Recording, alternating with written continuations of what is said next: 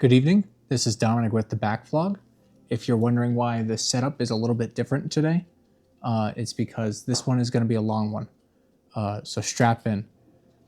Starting this channel, this was one of the things that I was looking forward to the most, because, I wanted this to be like a, kind of like a journal for myself to, like, see all the things that I experienced this year, all the media that I've experienced this year. And, I had this idea like towards the end of the year that I would do a top media, like I guess a top 25, the top 25 of 2025. And that's what I'm going to do now. I have a massive stack of things right next to me. I got a big table of stuff, and you can probably see some stuff on there.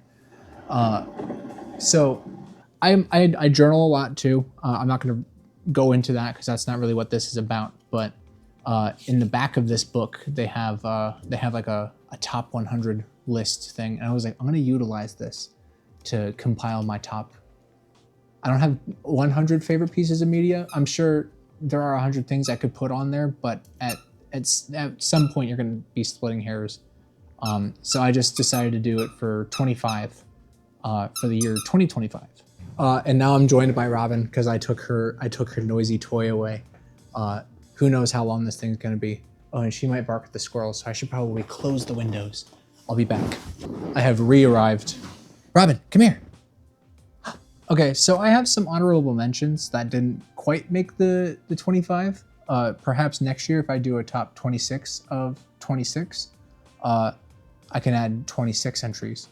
But unfortunately, for Once Upon a Katamari, it's the year 2025. This game was fantastic. I rotted my brain for a whole freaking weekend for this. I got the platinum right away. This game is fantastic. I'm glad Katamari is coming back. I really do hope that they kind of switch up the formula or add like more of a level variation in future entries, because I feel like a lot of this was treading old ground, but the old ground that it's treading is classic ground, and you cannot go wrong. The other honorable mention I had, I don't have a physical copy of it because there is no physical copy yet, and I don't know if there will be. I do have something I can pull out, but the reason I didn't include this is because it's kind of unfair to put it a little bit higher because I have already experienced this. And this is Kill Bill, the whole bloody affair. And I feel like I wanted to list this as an honorable mention just because of the experience of seeing this thing in the theater. It was an event, it really was. And, like I said in my Kill Bill video, which wasn't too long ago, it was my white whale film. I didn't think I was ever going to see this. I didn't think it would ever get a theatrical release, but here we are, and the changes I felt were mostly necessary, and I'm so glad I saw it.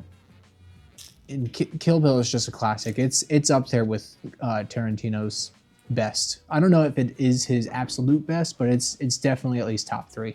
I would say maybe top 5, but again, you're splitting hairs with that. Okay. So we're going to officially open up the top 25 here. Number 25 is an anime that my fiance and I watched very early in the year. It's actually a good Christmas anime. We could have watched it in December, but we never did. We didn't know it was a Christmas anime. Is the anime Buddy Daddies. And when I was going through all the things that I was considering my favorite, it's honestly really fun to look back at the media that you experienced in a given year, because it's not that you forget it, but if you consume so much, it's oh wait, that was earlier this year, and it kind of puts together all the pieces and all the things that were going on in your life at that point. And when I saw Buddy Daddies, I was like, oh yeah, we did watch that, and that thing was fucking killer. It's just it's a short, it's a really short anime. It doesn't overstay its welcome at all, and it's incredibly cute and dramatic, and the action is intense. The action set pieces are like really well choreographed. And like the story is just, you know, it's got like a bunch of twists and turns. And I don't know. I don't really have much to say about it other than what I probably said in my video for it, because it has been a very long time ago. But yeah, in terms of like, you know, a lot of other things I saw this year, it's definitely up there and super underrated. I don't know when it came out. I don't know how recent it was, but I don't really see people talking about this one. I think it's definitely worth a watch. Lots of family drama in it, deep-seated family drama, and I think it's really, really well done. Next up, we have Nosferatu, the Robert Eggers film, which actually came out December last year, 2024, I believe. Nosferatu is fantastic. Nosferatu is just a classic. The man who I don't even know who did the 1922 one, but you know, the makeup and like the German expressionist, the whole vibe of it is perfectly captured in Robert Eggers's rendition of it, and the atmosphere and the sound design and the set design is chilling to the bone. It's so good.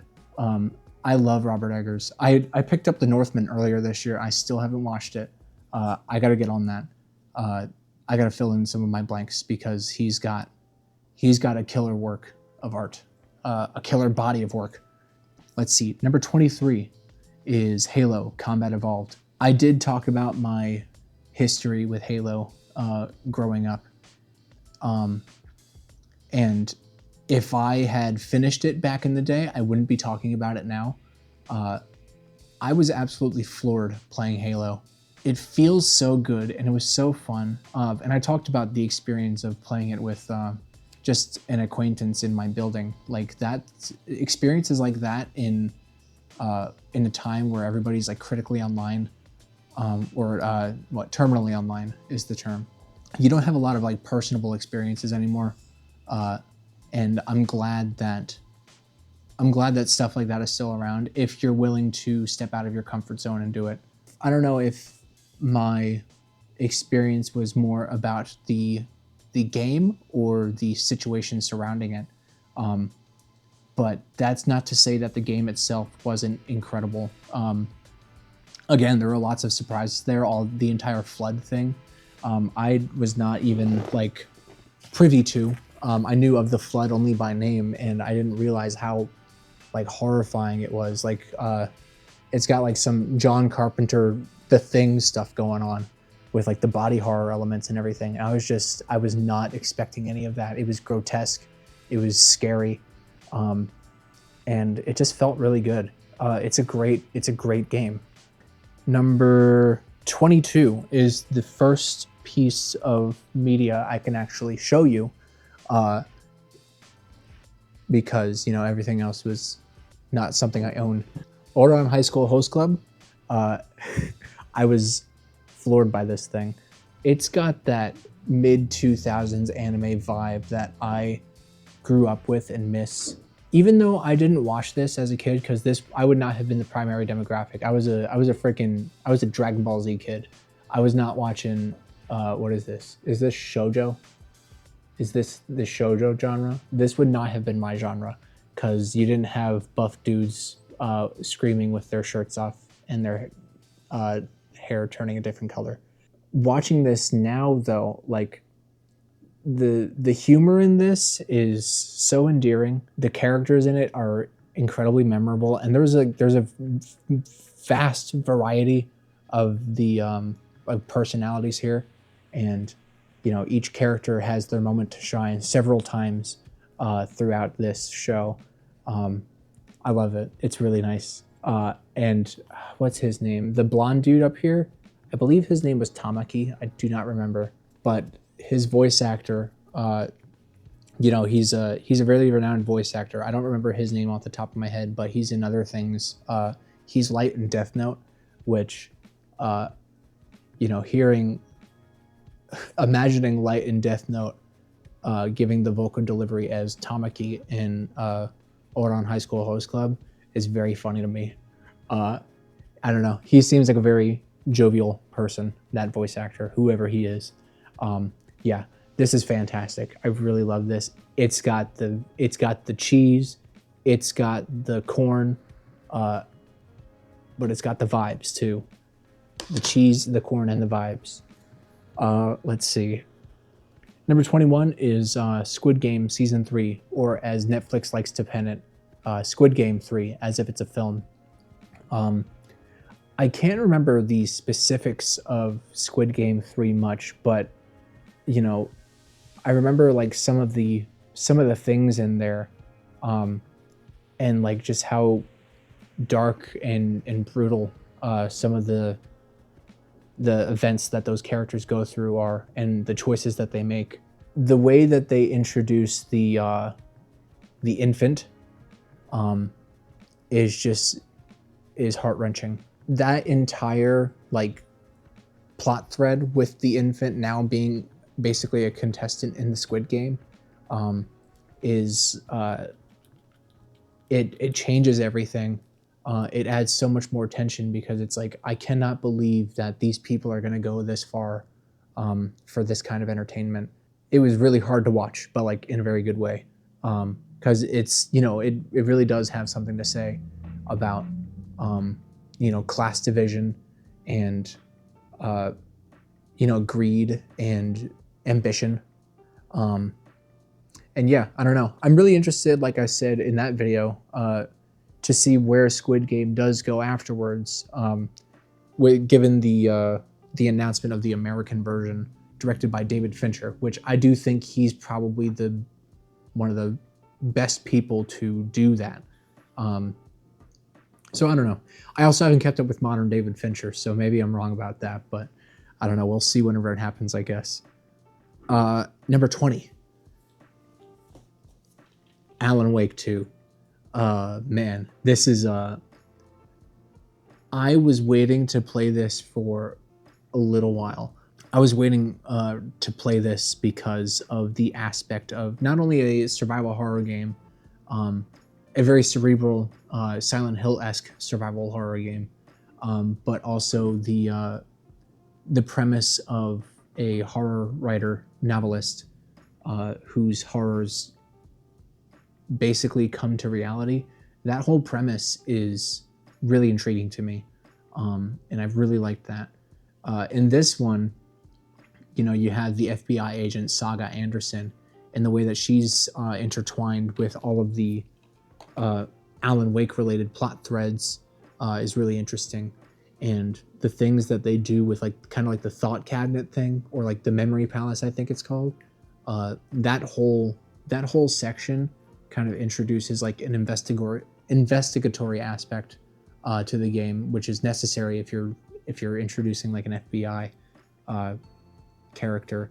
But I thought that was really cool in tandem with the survival horror elements. You know, if you're a big Twin Peaks fan like I am, I think Alan Wake is the game for you, because it's really got that creepy small town vibe going on. Lots of local political intrigue, as well as you know, the coziness of like, you know, campfires and in the woods and everything, but you know, really relishing on the horror of those aspects as well. It's fantastic. It's a fantastic game. I guess actually I want to mention another honorable mention, Control, another Remedy project that I played this year. That game, the more I think about it, like, it's such a fun game, and you know, it's allusions it draws to like House of Leaves is something that I really like. And the reason I'm talking about Control right now is because I just wanted to say how excited I am for Control Resonant, or Resonance, or whatever it's called, the sequel, the upcoming sequel to Control. I'm just excited about that. Number 19. I didn't pull out the whole series because that was going to be a little excessive, but this was the year that I read Tokyo Ghoul. The philosophical concepts it goes into of humanity and community, and how it's like relevant to today's political landscape, with you know, all of the I don't know. I guess I don't really need to get into that, but you know, there's a lot of discrimination going on, and the discrimination is rather oppressive. But like I said, that's not really the conversation to have here. But I think pieces of art like this kind of can talk about issues like that in an indirect way that I think is important. But yeah, Tokyo Ghoul is fantastic. As I've stated in my Tokyo Ghoul videos, the action in it is not something I particularly was drawn to. And maybe that's because of the way it was drawn. I don't know. I don't really read manga too much, so I think maybe reading high-paced action scenes and trying to like decipher the movements and everything is something that I need to kind of like build up my skill set of. But yeah, perhaps I'll watch the Tokyo Ghoul anime one of these years. Stay tuned for Tokyo Ghoul Re as well, those videos, whenever I get to that series. Because I am looking forward to seeing how it's continued as well. Number 18, we have Zach Kreger's Weapons.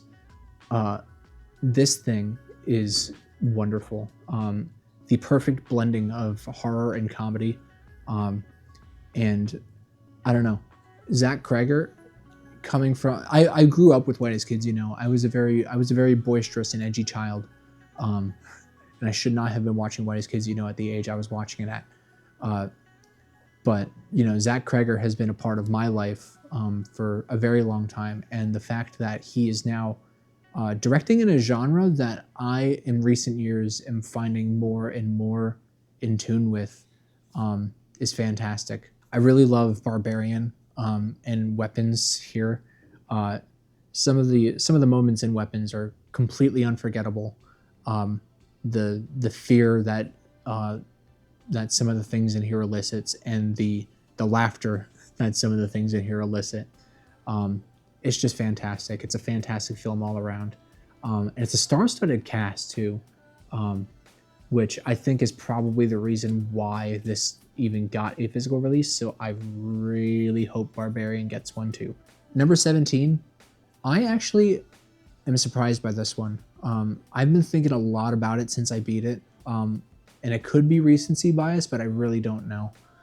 It really grew a lot on me though, and I was not anticipating loving Hotel Dusk Room 215 as much as I did. So I got this last year, and then I dropped it last year. I got it in the summer, and then I played it around like November 2024, around Noir-vember, I like to call it, because you know, you have like the detective investigatory stuff going on. And it's just like got like the cool American 1970s vibe with the ex-cop with an attitude. You know, I don't know why I dropped it. I just didn't quite get into it. But then I picked it up again this past November of this year, and you know, it's like it slowly grew on me. Like the vibes in it are really serene. The story in it is really slow, but like when it picks up, it really picks up, and like there's a lot of intrigue here. And the music really grew on me, and I think it's like because the Nintendo DS was like one of my consoles when I was a kid that I grew up with, that I spent a lot of time with the most. Like it was like that in the PS2, I think. I think just something about that sound chip and the way that Nintendo DS songs sound, like what, like the compositions of them, the sonic qualities of them, is just something that really rings home to me. And I have been thinking about this game a lot. Like I don't really like to rate things. Like I rate things on my Letterboxd and backlogged profiles, but this is not really the channel for rating, because this isn't really a review channel. It's more of just like a diary channel. But despite the fact that this thing is like maybe an 8 out of 10, like a decent 8 out of 10, it really stuck with me, and I think it's going to continue sticking with me. I'm really looking forward to playing the sequel of this. But yeah, this was a surprise. This came out of left field, and yeah, I was floored by it. Number 16 is the anime OVA, Otaku no Video. in early Gainax animation that is about the early 80s to early 90s anime culture in Japan specifically. They didn't really, obviously, they're not going to touch upon the anime culture in the United States very much. It was a lot more niche over here, even back then, because it seems to be pretty niche, at least if this film is accurate in its portrayal of the culture in Japan. But, you know, I think I keep saying the word vibe, but it really does have a vibe. It just makes the world, or makes that world, feel smaller in like a good way. It felt more like personable. You know, the anime community felt more like a grassroots operation kind of thing. And it was really just like all the things that came about, like the bootleg anime stuff, like the VHS tapes and like, you know, like the garage kits and all that stuff. It really came from like a grassroots passion. And I think the way that that's represented in here is beautiful. Even if it's not like the best narratively, I think it's just the stuff that it touches upon is stuff that I really resonated with. And like the live action segments, they came out of left field. They're like completely unexpected, and some of them are really funny. Yeah, Otaku no Video. I love that thing, man. I really love the vibe. I love my retro anime, and that will not be the last time I talk about retro anime in this video. You'll see. Next up, number 15, we got Gendy Tartakovsky's Primal. This is also cheating a little bit because I watched most of this show years ago. I just never finished like the last 4 episodes. So whenever I went to go back to watch those episodes, I wanted to watch the entire show just to get my bearings and refresh myself. And it's not a long show either. Each of these seasons are like 10 episodes maybe. But yeah, the narrative storytelling here is fantastic. The animation is gorgeous. The sound design is incredible. A story that's presented almost entirely without dialogue until like sections of the second season, and yet you feel like you can sympathize with these characters, even though one of these characters is a freaking T-Rex. You really sympathize with them, and the way that they communicate with each other, given the limited style that Gendy Tartakovsky and all of these people are creating in, with the lack of dialogue, is conveyed beautifully. Primal is fantastic. I really want to get more Adult Swim physical media. I think I'm gonna make some bootlegs. Number 14 is something I haven't shot my video for yet, so I don't know if this video will probably come out before what I'm about to talk about. I freaking love the shit out of Titanium Daydream. But yeah, Titanium Daydream, which I'll talk a little bit more about in a future thing on my pile here, is a little YouTube short animated series directed by 2 people whose names escape me at the moment. But what it is like this animation reminiscent of like early video game cutscenes, like Dreamcast era and PlayStation 2 era, and like the voice acting and like the writing really encapsulates that, and it's just so funny. And you know, there's a lot of twists and turns in that too. Yeah, just it's it's so good. Yeah, it's a fantastic project. Please watch Titanium Daydream. I love it. I'll be thinking about it for a little while. Number 13. I played a lot of these games this year, but this is the one that stood out to me the most. We got Yakuza 6, The Song of Life. This one is the one that really hammers home the aspect of the importance of family, and also kind of serves as a good send-off for Kiryu's story, even though I know he's going to be in the future Like a Dragon titles, which I haven't gotten into any of yet, so I don't know to what extent Kiryu's in them. I'm going to say 6 because I'm going to include Yakuza 0 as well, but if the first 6 Yakuza games didn't hammer home how much of a badass and caring person Kiryu Kazuma is, Yakuza 6 is going to deliver on that. I really love Onomichi, the one overworld that you go to aside from Kamurocho, and the Dragon Engine. I think this is the first. No, I guess Kiwami 2 is the first Dragon Engine game I played. But I think that one came out before Yakuza 6. I could be wrong though. But I really feel like this really nails the combat. I feel like Kiwami 2, it could have been either just been them tweaking a new engine and not nailing it yet, or me kind of getting used to it and not nailing my skills at it yet. But this one, it really clicked for me. Gameplay wise and story wise, this game is fantastic. It's no Yakuza 0 though. Number 12, we got the anime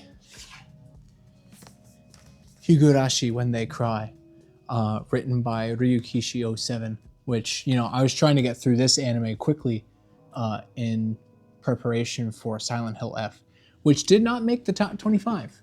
It probably would have made a top 30, but I don't know.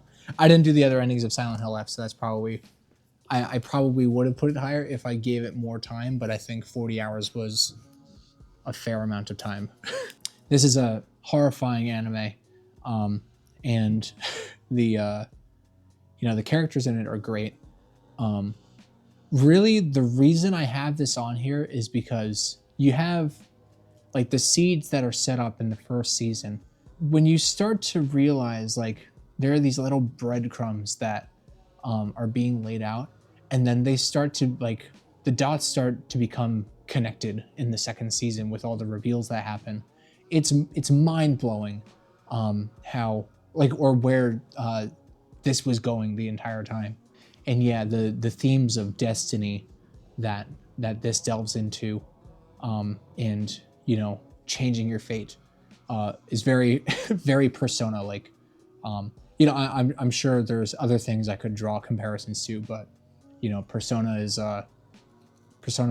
Persona's good, and that's one of the first things I thought of whenever things were really winding up with this. And then, you know, I could do without the fan service, but you know, I guess that's the caveat with this. I'm not going to talk about that though. Number 11 is A Sign of Affection, which is another anime that my fiance and I watched earlier this year. And, you know, it really hones in on the importance of communication in a relationship.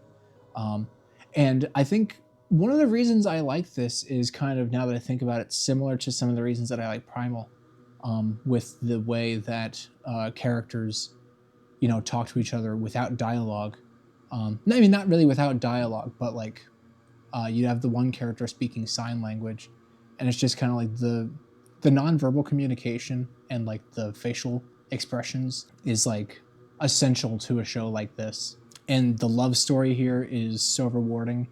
And you know, the pacing is like, it's really slow, like, but not like in a bad way. It's like slow as in gradual rather than slow as in boring, you know? What's up? You want to come up here?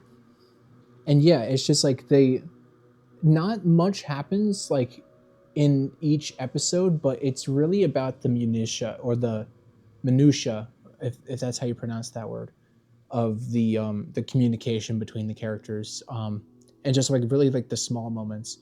It's very heartwarming, very sweet, and endearing. It's wonderful, and it's beautiful. It's a really beautiful anime. Like the colors they're so vibrant, and the art style is sleek, and the animation is so smooth and like realistic. Like some of the animations in this are like butter. It looks incredible. And now we're getting to the top 10. Now we're winding down to the top 10. Early this year, in February, I watched something that's been in my Letterboxd watch list for years. And the reason it was in my Letterboxd watch list is because the poster looks interesting. But I was also interested in the historical aspect of it. because I'm a fan of the like late 80s and early 90s like pixel art of MSX computers, because like it's got like the anime style, but it's like these highly detailed pixel renderings of them, and like they're so colorful, and like they just have they have an optimistic future aspect to them, and I think that's really why I love the Flying Luna Clipper, because it's just so hopeful, and you know, it's kind of sad, like the state of things now. But watching something like the Flying Luna Clipper compared to like the state of things now, where you know art is secondary to technology, and effort is no longer rewarded.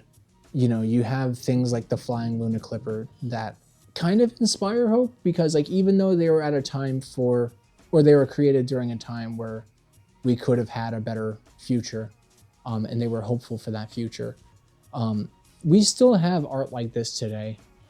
It's just so creative um, and dreamy. The Flying Luna Clipper is fantastic, and it's so short, and you can just watch it on YouTube. It's like less than an hour long, but it's so inspiring. The art in that, and the colors, and the aesthetics, and the surreal nature of it. It is a vaporwave short film. It's fantastic. Please watch the Flying Luna Clipper. Number 9, we have, I guess, going back to my comment about how we still have this art today, and the art today is taking inspiration from the art back then that had a more hopeful future. We have a compilation of perfect examples of that in Super Eye Patch Wolf's The Bizarre World of Fake Video Games, which I have showed several times. This is probably the 3rd time I'm showcasing this book, but you have this compilation of mock magazine articles, video game magazine articles, talking about these art pieces made by independent artists who clearly love video games so much that they decided to make their own video games through their pixel art, or their 3D rendering, or their music composition, or anything like that. And Titanium Daydream is one of them. That's Titanium Daydream is featured in this. I mean, that's how I found out about Titanium Daydream, through this book, and Super Eye Patch Wolf's videos about it. But yeah, like, you know, art is alive. It really is, and I don't think it can be replaced by a machine.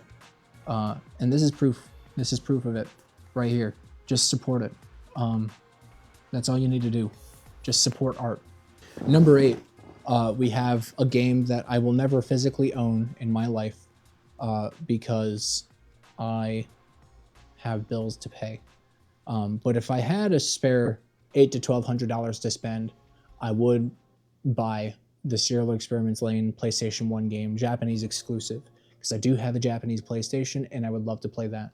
The Serial Experiments 1, or Serial Experiments Lane PS1 game is the first game in like recently that I've seriously emulated, and that was a blast, with the exception of like sitting at my computer to play it. But like the game itself, despite its sluggish speed, it really brings you into a mental space, because the tone of it is so eerie, and the themes in it are incredibly deep. The way that it delves into philosophy of identity, and the psychology of the self, which are probably the same thing, but I'm not smart enough to articulate the differences. But the way that it expresses those things, and the horror that it kind of creates from those things, is fantastically done. And the performances of Lane and the therapist, I don't remember the therapist's name. Like I said, the voice acting is fantastic, and it's so intense and passionate, and the range of emotions that it captures from happiness to legitimate fear to sadness to madness. Um, it's all around just a chilling piece of art. Serial Experiments Lane on the PlayStation 1 is not so much a game, more so a multimedia experience. Um, the anime cutscenes in it are fantastic. As a companion piece to the anime, it's really interesting to consider the fact that it's kind of like a different um, timeline, I guess, or different universe, but like the same thing, or like the same aspects of the self and identity um, are kind of explored in different ways through the different mediums. Number 7 is the Amazon Prime exclusive show Married My Husband, which is my first foray into J dramas. Marry My Husband is so good. And the relationship in it, this is like another thing, another sign of affection like thing. And something else which I'll talk about right after this. The romance genre is something that I never really delved into. It's not really something I would have ever expected to enjoy, but the passion that you can draw from a close romantic relationship, um, and the drama and just the overall great television that you can create from that cannot be understated. And the reason that Marry My Husband stands out is because like it's just a fun show, but like it's got its dramatic elements too. But you really care about both of the romantic leads, and the villains in this show are so despicable and obnoxious that you want them to fail, and and they do. They really do. There comes a point about 3/4 into the show where it stops being like a romance drama and it starts being a suspense thriller. Uh, and the turn it takes is wild. I would not have expected at the beginning of that show how that show would end up. Um, Marry My Husband is a fantastic show, and I heavily recommend it. Um, and it's just sweet. It's another just sweet time whenever it's not being run by the lunatics in it. Uh, I won't elaborate on that though. Um, Number 6 is also kind of cheating because I watched the bulk of this last year, 2024, but we finished it basically the first week of 2025. So I'm lumping it in with 2025, and that was Kaguya-sama: Love Is War. The reason I love Kaguya-sama is, you got the comedy in it. The comedy is fantastic. Um, but the way that it explores youthful romance and kind of delves deep into accepting yourself and accepting your romantic partner, even in all the ugly parts, um, is really profound. And its exploration of even its side characters and how they really flesh them out and make them feel lived in is incredible. There were points, honestly, whenever I was like, I cared more about the side characters than the main characters, um, and the fact that that show can do that while still not making me dislike the main characters is incredible. This show is all about the characters, and all about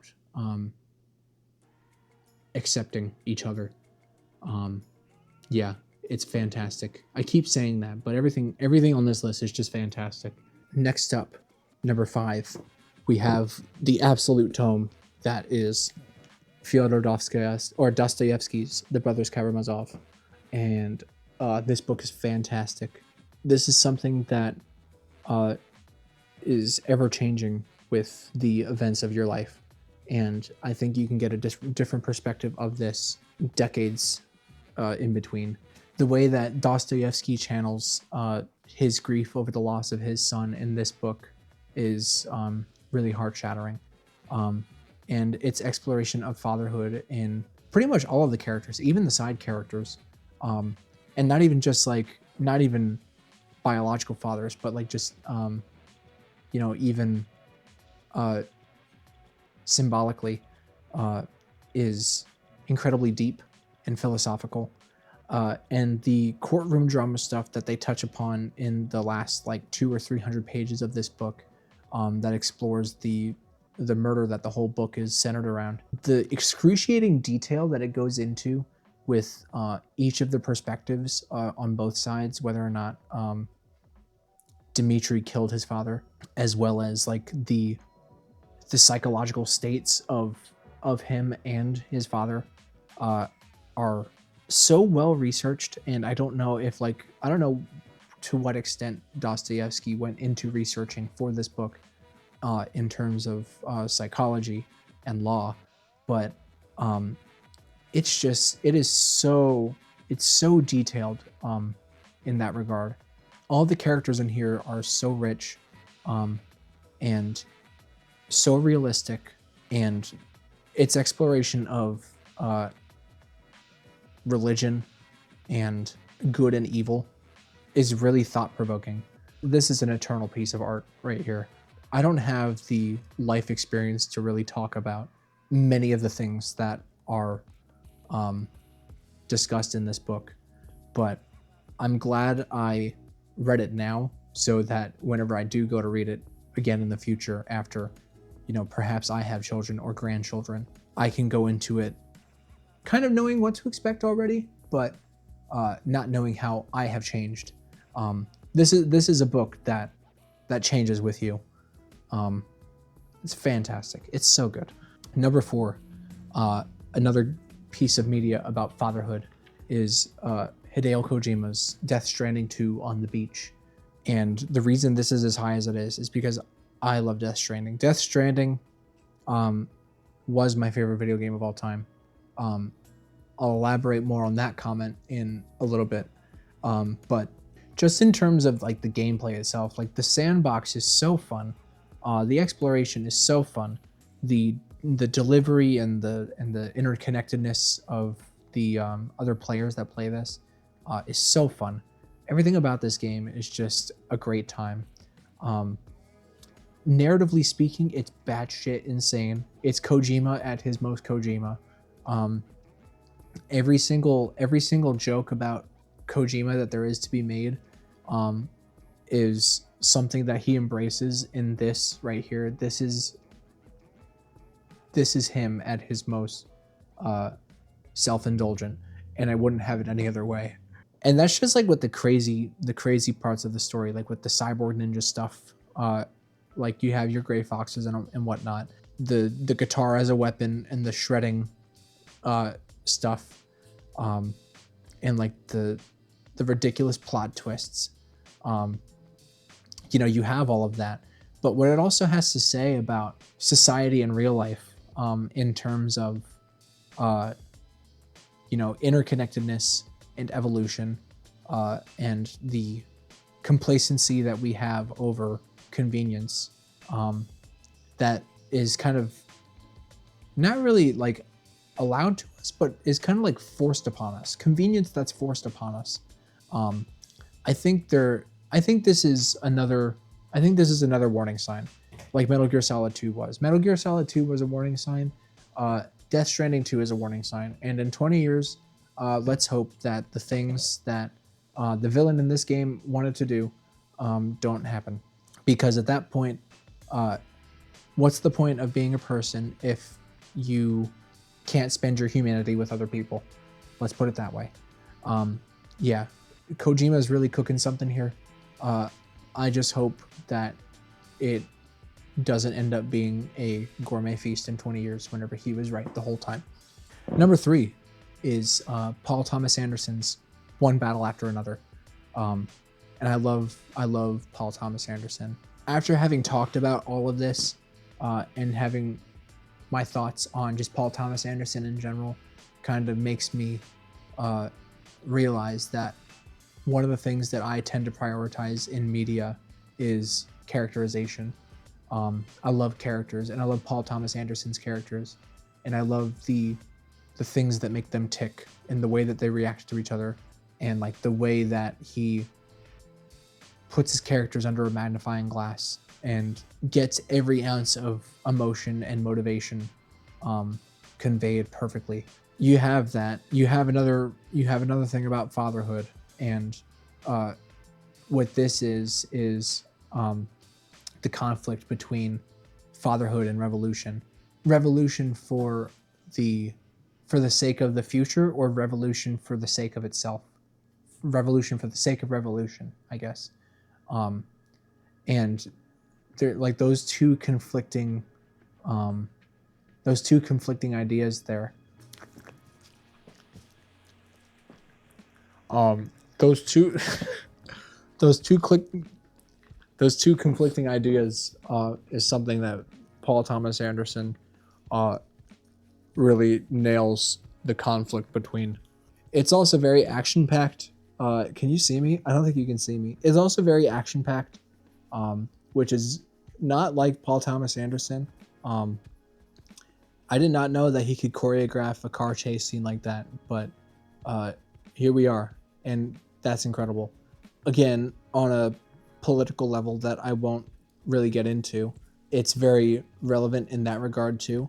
Paul Thomas Anderson really has a lot of important things to say when it comes to immigration and citizenship. But yeah, One Battle After Another is really good. Number 3, top 3. I think it might be my 3rd favorite Paul Thomas Anderson movie. I don't think anything can top There'll Be Blood. And the more I think about Punch Drunk Love, it used to be my 2nd favorite. I think The Master might be my 2nd favorite now. And I think One Battle After Another has too many important things being tackled to top, or to be topped by Punch Drunk Love. Because whereas Punch Drunk Love is just a fantastic love story, One Battle After Another, I mean, that's a love story as well, One Battle After Another, but like it's so much greater than just between two people. It's between two people, and between father and daughter, and between man and country. It's grand. It's grandiose. That's a perfect segue into my number 2, which is also very grandiose, and that is the anime classic Legend of the Galactic Heroes. This thing is a classic for a reason. There are sequences in this that I still think about and get like really choked up at. The loss that a lot of these characters endure in this is heartbreaking. And the two conflicting sides of this really like got me thinking a lot about my own political beliefs, because the two conflicting sides like are not like good and evil. It's just it's one point of view and then a conflicting point of view. And both of them have their pros and cons, and there is an evil faction in this show that really causes a lot of shit. That both of the sides in this, the basically the rebel force and the Imperials, the rebels and the Imperials, your Star Wars basically.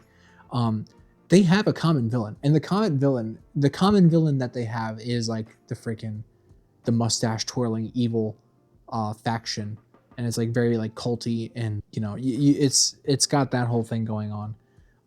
But aside from that, like the political views of these two characters, of Yang Wenli and Reinhard von Lohengram, are really fascinating, and the way that they can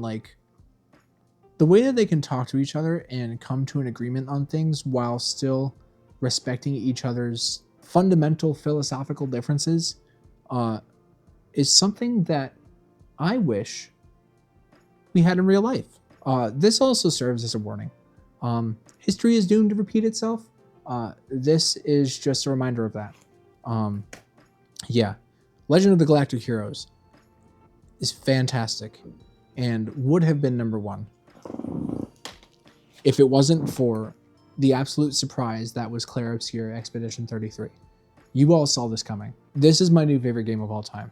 This is my 2nd favorite piece of media of all time. It's not my 1st favorite piece of media of all time. I'll make a top 25 favorite pieces of media once the new year hits.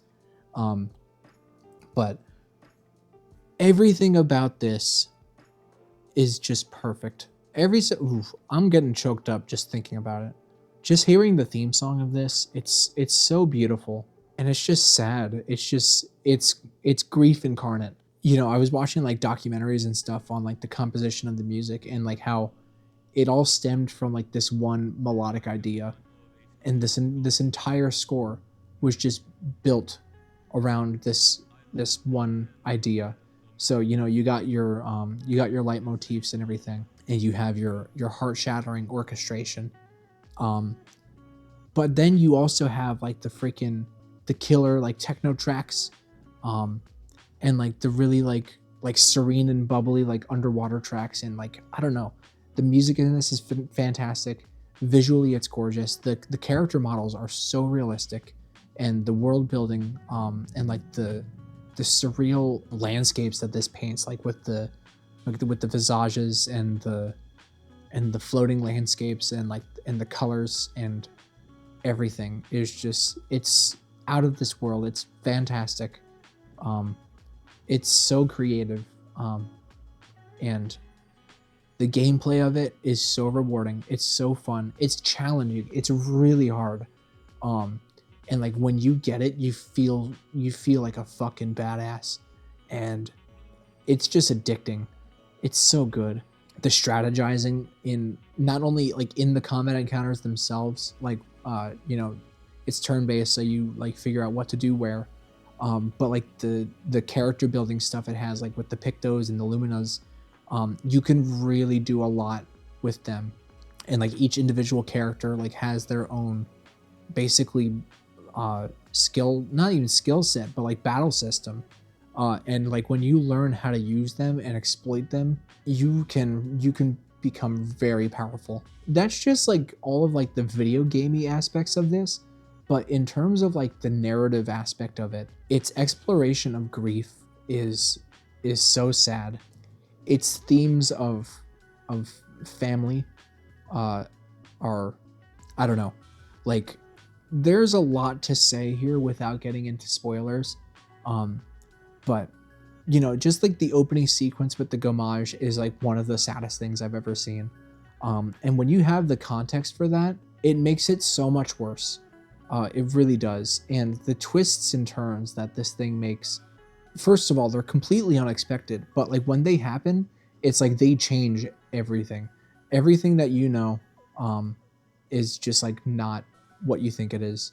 And when you find out like all of like the intricacies of like the symbolism of everything, the literal subtext that's happening here, it's so heartbreaking. I could talk about this for hours, but I would either spoil it or cry or both.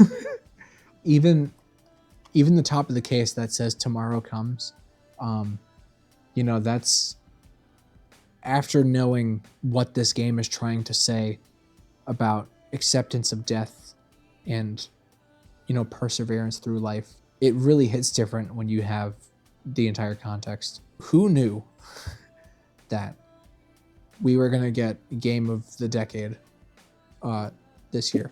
And now there's music outside, and with that, that's my top 25 pieces of media for the year 2025. Stay tuned for 2026 when you get the top 26 pieces of media that year. 2025 was a fantastic year. Obviously, you know, things haven't been the best on a global scale, but I think it's important to hold out hope and to actively fight against the systems that are trying to subjugate us.